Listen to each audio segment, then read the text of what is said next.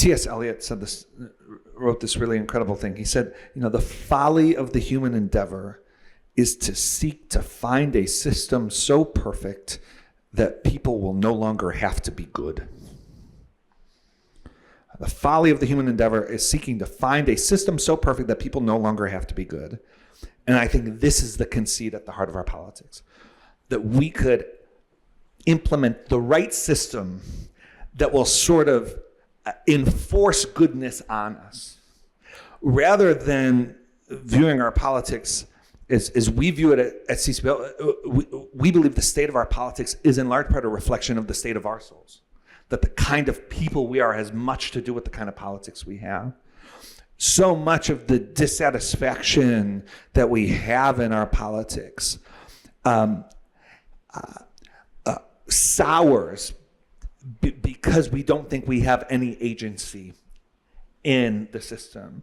But I think that dissatisfaction can turn productive when we think about what are the things within the range of my effective will? What are the things that I can do that can contribute to the kind of politics, the kind of public life, the kind of society that I want for the good of my neighbors?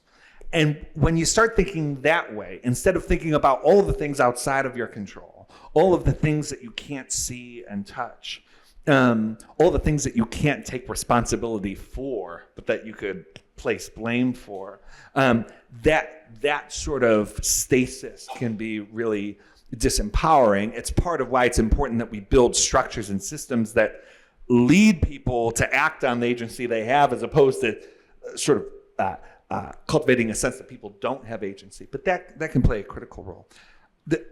I think the last thing I'd say on this is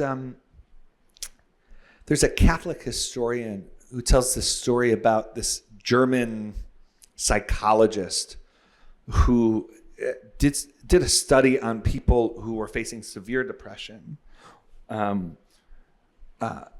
many of whom attempted suicide. And this psychologist studied people who had attempted suicide but made it to the other side, and gained a sense of health. And one of the things he found was that it was the disappointment that was critical to getting to the other side.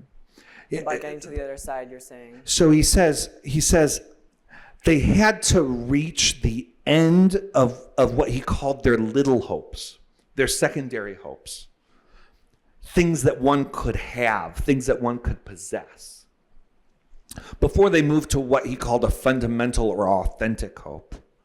And he said real hope, fundamental hope, is not about what one can have, but about who one is.